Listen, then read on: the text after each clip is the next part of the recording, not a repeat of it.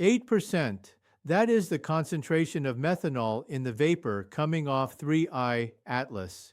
8% of everything this object is releasing into space is methanol. In solar system comets, that number is typically around 2%. 3I Atlas is releasing 4 times more methanol, proportionally, than any comet we have ever studied in our own neighborhood. Methanol is not just an interesting chemical. It is, in the words of NASA astrochemist Martin Cordiner, one of the molecules without which high chemical complexity is essentially impossible. It is a precursor to amino acids, to sugars, to the molecular building blocks of DNA and RNA. It is a step on the path to life. Alongside the methanol, ALMA detected hydrogen cyanide, a molecule that NASA describes as one of the most important and versatile molecules needed to form amino acids. The ratio of methanol to hydrogen cyanide in 3I Atlas is among the most enriched values ever measured in any comet. Not just any interstellar comet, any comet ever. Spherix added methane, cyanide, and a sharp post-perihelion brightness surge. Webb found CO2 at 4.5 sigma, above the solar system trend, plus methane in the deep interior. Swift detected water at 40 kilograms per second, from a distance where that rate makes no simple sense. And now Avi Loeb has reacted to the methanol finding with something that surprised even people who follow him closely. He called 3I Atlas a friendly interstellar gardener, not a threat, a gardener. Today we go through every molecule detected in 3I Atlas, what each one actually does, why the concentrations are anomalous, what panspermia actually claims, and what the evidence does and does not support, and what it means that a 7-billion-year-old object from another star system is carrying the exact molecular toolkit that, on Earth, preceded the emergence of life. Not life, the toolkit. The difference matters, and by the end of this video, you will understand exactly what the difference is and why it is still extraordinary. Let's build this carefully. What was detected and how? The instruments and the data. Before we get into what the molecules mean, let me establish precisely what was detected and by which instruments, because the credibility of the findings depends on understanding the methods. The primary detection of methanol and hydrogen cyanide in 3I Atlas came from ALMA, the Atacama Large Millimeter Submillimeter Array, an array of 66 radio telescopes in the Chilean desert, operating at millimeter and submillimeter wavelengths. ALMA is one of the most sensitive radio observatories ever built, and it is specifically well suited for detecting the rotational emission lines of complex molecules in cometary comae. Martin Cordiner of NASA's Goddard Space Flight Center led the team that pointed ALMA at 3I Atlas on multiple dates, August 28th, September 18th and 22nd, and October 1st, 2025 for methanol, September 12th and 15th for hydrogen cyanide. The detections were unambiguous. Both molecules were present. Both came from 3I Atlas's rocky core. Methanol also appeared in significant concentrations throughout the coma. The methanol production rate increased sharply from August through October, including a notable uptick near the inner edge of the water sublimation zone at approximately 2 astronomical units from the Sun. This timing is significant, and we will come back to it. Spherix, NASA's spectrophotometer for the history of the universe, epoch of reionization, and ICE's Explorer, observed 3I Atlas in both August 2025 and December 2025. The December observations detected methanol, cyanide, and methane alongside a dramatic brightening event that occurred approximately 2 months after perihelion. Webb's INIRSpec detected CO2, water, carbon monoxide, and carbonyl sulfide in August 2025. Webb's MIRI added methane and nickel vapor in December 2025. Swift detected hydroxyl, the ultraviolet fingerprint of water, at a production rate of 40 kilograms per second. Meerkat, the South African radio telescope, made the first radio detection of an interstellar comet on October 24, 2025, detecting two distinct hydroxyl absorption lines at 1.665 and 1.667 GHz. The full molecular inventory of 3I Atlas, as revealed by this instrument ensemble, is extraordinary. Water, carbon dioxide, carbon monoxide, carbonyl sulfide, methanol, hydrogen cyanide, methane, nickel vapor, hydroxyl, each detected by a different instrument using a different technique at different times during the object's passage through the inner solar system. This is not one detection. It is a convergent picture built from 8 independent instruments. It is the most comprehensive molecular characterization ever achieved for an object from outside our solar system. Methanol, why this molecule matters more than the others. Of all the molecules detected in 3I Atlas, methanol is the one that has generated the most scientific discussion, and the reason is specific and important. Methanol, CH3OH, is a one-carbon alcohol, simple in structure, but its role in prebiotic chemistry is disproportionate to its simplicity. In the laboratory, methanol is a precursor to formaldehyde, which is itself a precursor to sugars.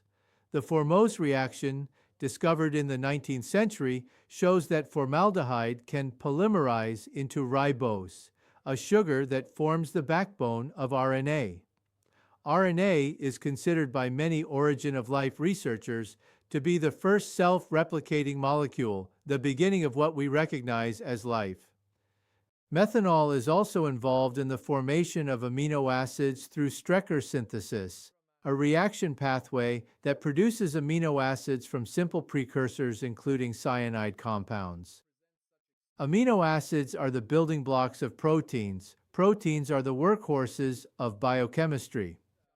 Martin Cordner puts it precisely. It seems really chemically implausible that you could go on a path to very high chemical complexity without producing methanol. This is not poetic language. It is a statement about reaction networks, the chemical pathways that lead to biological molecules almost universally pass through methanol as an intermediate or require methanol-derived compounds as inputs. In solar system comets, methanol typically constitutes around 2% of the volatile fraction. The exact proportion varies, but 2% is a reasonable central estimate for the comets we have studied in detail. In 3I Atlas, methanol is 8% of the total vapor, 4 times higher. This is not a marginal enrichment. It is a substantial difference, and the paper by Cordner's team reports that the methanol production rates in 3I Atlas are among the most enriched values measured in any comet, not just interstellar comets, of which we have studied very few, any comet ever characterized by radiospectroscopy. Why is 3I Atlas so rich in methanol? The answer is not fully established, but the most likely explanation connects back to the object's origin. Methanol forms efficiently in the cold, dense, molecular clouds where stars form. In very cold environments, carbon monoxide on grain surfaces reacts with hydrogen to form methanol through a process called hydrogenation. The colder the formation environment, the more efficiently this reaction proceeds. 3I Atlas's CO2-dominated coma, sitting 4.5 sigma above the solar system trend, already told us its formation environment was colder than our solar neighborhood. The methanol enrichment is consistent with that picture.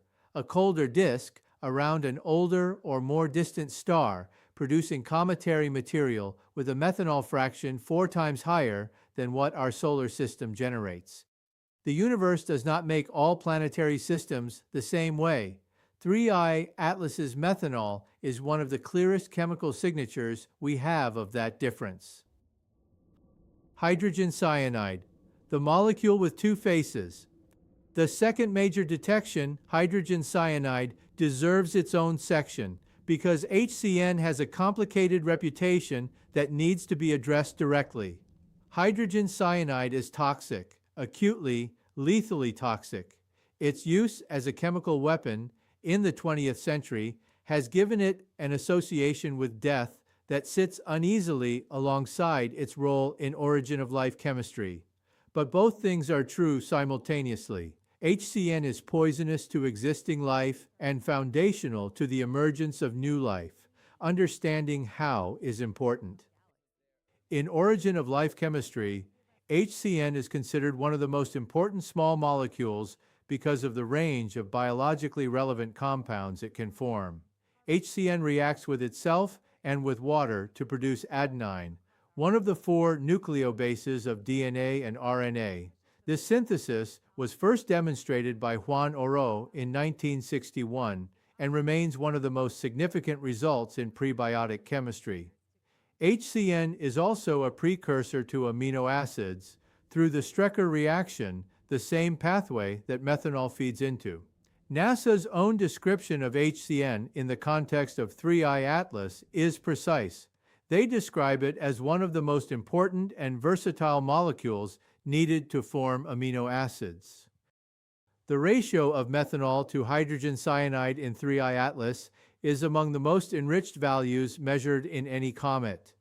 This specific ratio matters because it indicates the relative availability of different precursor molecules. A high methanol to HCN ratio means the system is methanol-rich relative to HCN-rich.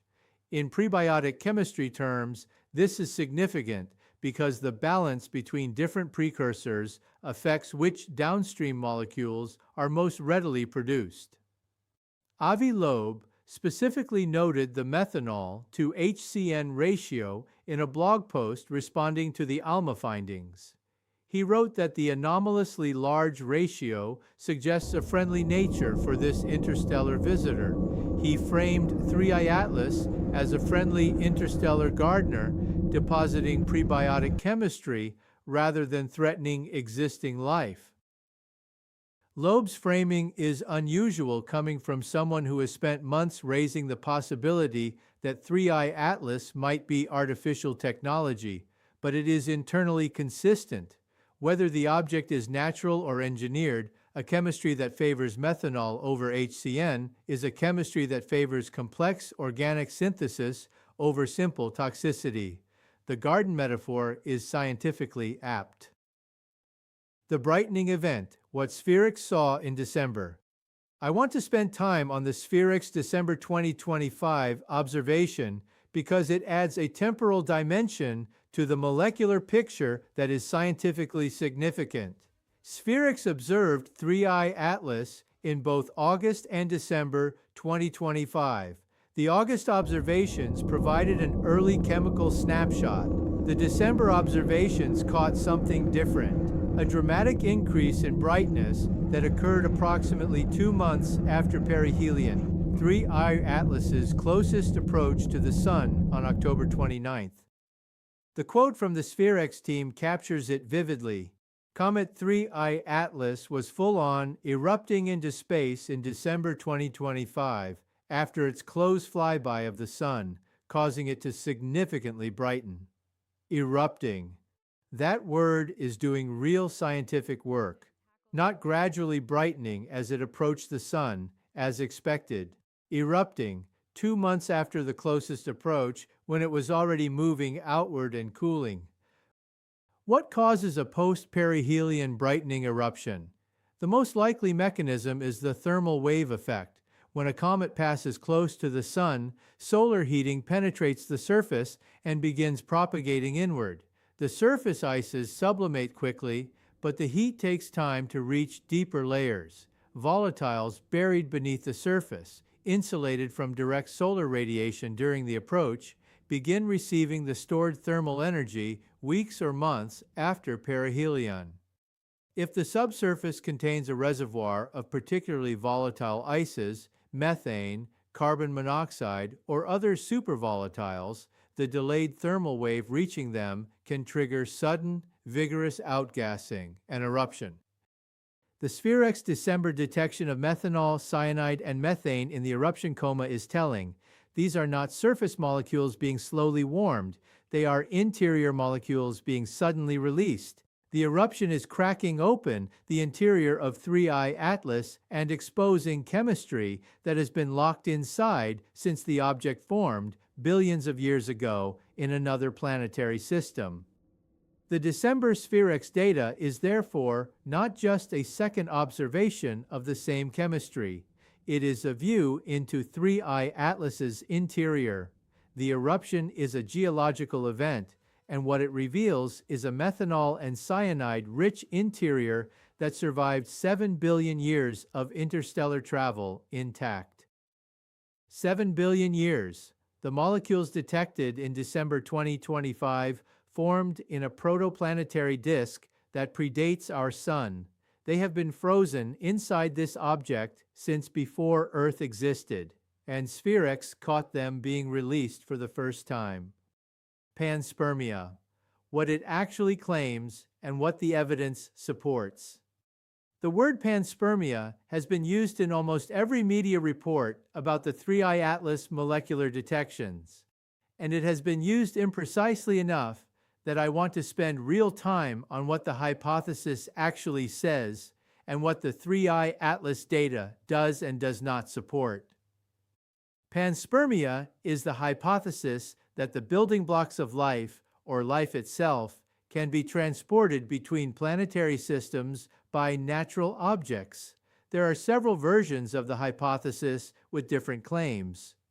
Weak panspermia, sometimes called molecular panspermia, claims only that the precursor molecules for life, the organic chemistry that precedes biology, can be distributed across the galaxy by comets and asteroids. This version does not require life to survive the journey. It requires only that chemistry survives.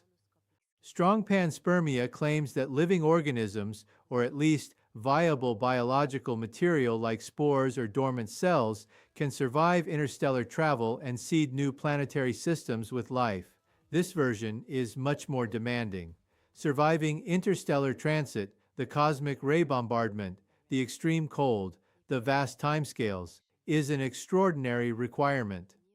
Directed panspermia, proposed by Francis Crick and Leslie Orgel in 1973, suggests that the seeding was intentional, that an intelligent civilization deliberately sent life-bearing packages to other star systems. The 3I Atlas molecular detections are evidence for weak panspermia. Specifically, they demonstrate that an object formed in another planetary system, traveling for billions of years through interstellar space, can arrive in our solar system carrying intact prebiotic organic chemistry. Methanol, hydrogen cyanide, methane, the molecular precursors to amino acids, nucleobases, and sugars. These molecules are not alive, they are not biological, they did not come from living organisms. The BBC Sky at Night article reporting the detections notes explicitly that the molecules discovered at 3I Atlas can be the foundation for biological processes, but scientists say they may be produced by non-biological processes too. That caveat is accurate and important. What the data supports is a specific and still significant claim. The chemical toolkit that, on early Earth, preceded the emergence of life exists in objects from other planetary systems. If an object like 3I Atlas impacted an early Earth-like planet, it would have delivered prebiotic chemistry from another star system, the molecular precursors, not life, the ingredients. Whether those ingredients could contribute to the emergence of life on a recipient planet depends on the conditions of that planet. Chemistry requires an environment. Molecules require a context. But the 3I Atlas data confirms that the molecules themselves are portable across interstellar space. That is a profound result, and it is supported by the data. Why the concentrations are anomalous, what 3I Atlas's home system was like. The molecular concentrations in 3I Atlas are not just scientifically interesting in isolation, they are scientifically interesting because of how they compare to our solar system's comets, and that comparison tells us something specific about the planetary system that produced 3I Atlas. Methanol at 8% of the volatile fraction, 4 times the solar system average. The methanol to HCN ratio among the highest measured in any comet. CO2 to water ratio 4.5 sigma, above the solar system trend. Methane in the deep interior indicating formation at very low temperatures. Nickel to iron ratio elevated above solar system norms. Every single one of these measurements points in the same direction. 3I Atlas formed in a colder, more organic-rich environment than our solar neighborhood. Colder means the CO2 and methanol ice lines in its parent protoplanetary disk were at smaller distances from the central star than they are in our system. The disk had different thermal structure. The ices that condensed at different distances were different mixtures. More organic-rich means the disk had a higher ratio of carbon-bearing molecules to water than our disk did. Our disk was water-dominated. 3I Atlas's disk was apparently more carbon-dominated. What kind of star produces a colder, more carbon-rich protoplanetary disk? The evidence points toward an older star, possibly one with a different initial mass, in a region of the galaxy with a different chemical enrichment history. The nickel to iron ratio, elevated above our solar system norms, is consistent with formation around a star in a less metal-rich environment. Older stars, or stars in the outer galaxy, tend to have lower metallicity. The current best estimate for 3I Atlas's age is approximately 7 billion years. Our solar system is 4.6 billion years old. 3I Atlas formed 2.4 billion years before our Sun ignited. The galaxy was chemically younger then. Star formation was proceeding differently. The interstellar medium had a different composition. The molecular abundances in 3I Atlas are therefore not just a fingerprint of its home planetary system. They are a fingerprint of the galaxy as it was 7 billion years ago, a chemical snapshot of a time when the universe was doing different chemistry than it does today. That is what we are detecting when we detect methanol and HCN in 3I Atlas, not just molecules, time. The broader implication: how common is this chemistry across the galaxy? The 3I Atlas molecular detections raise a question that is arguably the most significant implication of the entire observation campaign. How common is this chemistry? How many interstellar objects carrying prebiotic molecular inventories are passing through our solar system at any given time? The answer, based on recent estimates, is more than most people realize. The Hubble-based nucleus size estimate for 3I Atlas places its diameter at approximately 2.6 kilometers.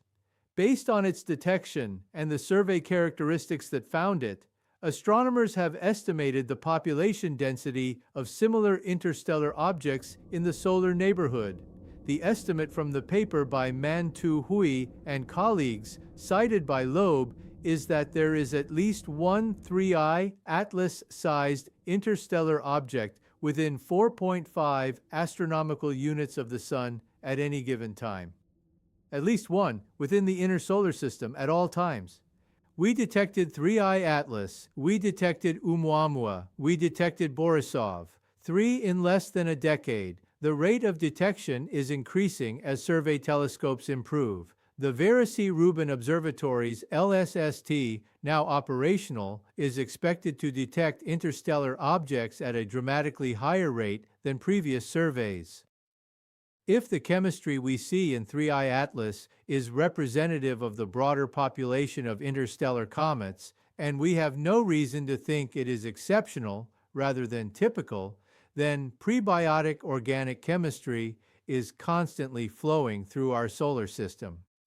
A continuous background of interstellar molecular material, some of it falling onto planetary surfaces, some of it being absorbed by the sun, some of it passing through and continuing its journey.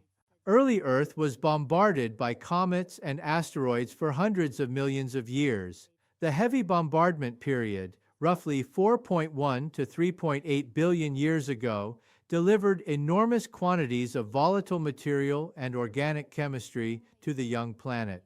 Some fraction of that material was interstellar in origin. Objects like 3I Atlas, carrying methanol at 4 times the solar system average and HCN in record concentrations, contributing to the prebiotic chemical inventory of a planet that was just beginning to develop conditions favorable for life. This is not speculation. It is a physically motivated inference from the detection data. 3I Atlas is not unique. It is a sample of a population, and that population has been delivering chemistry to our solar system for 4.6 billion years. What it actually means, the honest summary. I want to close with an honest, precise summary of what the 3I Atlas molecular detections actually mean and what they do not mean, because the framing of this story matters. What the detections do not mean. They do not mean there is life on 3I Atlas. No biological molecules have been detected, no organisms, no signatures of active metabolism or reproduction. The molecules present are prebiotic, meaning they are chemistry that can precede life, not chemistry that requires life to produce. They do not mean that 3I Atlas came from a planet that has life. The molecules are consistent with formation in cold interstellar chemistry in a protoplanetary disk through entirely non-biological processes. Cold chemistry is sufficient to explain everything detected. They do not confirm panspermia. They are consistent with weak panspermia. They do not prove that interstellar organic chemistry has contributed to the emergence of life anywhere. They demonstrate only that the chemistry exists and is portable. What the detections do mean. They demonstrate that prebiotic organic chemistry, the specific molecular toolkit that preceded life on Earth, forms in planetary systems other than ours, and forms in higher concentrations than in our solar system in at least some cases. They demonstrate that this chemistry survives interstellar travel, 7 billion years of cosmic ray bombardment, extreme cold, the deep void between stars, and the molecules arrive intact, releasable, chemically active when warmed. They demonstrate that the delivery of prebiotic chemistry between star systems is physically possible, not hypothetical, demonstrated by a real object with real measured concentrations detected by real instruments. And they raise without answering the question of whether this delivery mechanism has contributed to the emergence of life anywhere in the galaxy. That question is not answered by 3I Atlas, but 3I Atlas has moved it from theoretical to empirical. Avi Loeb called 3I Atlas a friendly interstellar gardener. That metaphor is precise, not a farmer bringing life itself, a gardener seeding chemistry. Whether anything grows from that chemistry depends on the soil it falls into. Not life, the ingredients. The difference matters, and the ingredients are real, measured, confirmed by ALMA, Spherex, Webb, Swift, and Meerkat independently. Martin Cordner says high chemical complexity is essentially impossible without methanol. 3I Atlas has methanol in record concentrations from another star, delivered intact across the galaxy. Avi Loeb called it a friendly interstellar gardener. I think that's right. Subscribe to follow this as the Jupiter flyby data comes in next week. Share this with someone who hasn't heard about the molecular detections, and drop a comment telling me which molecule you find most significant, because 3I Atlas is leaving. But what it carried here, the chemistry it released into our solar system, the data it gave us about what other planetary systems are made of, that stays. The gardener is almost gone. The seeds are already here.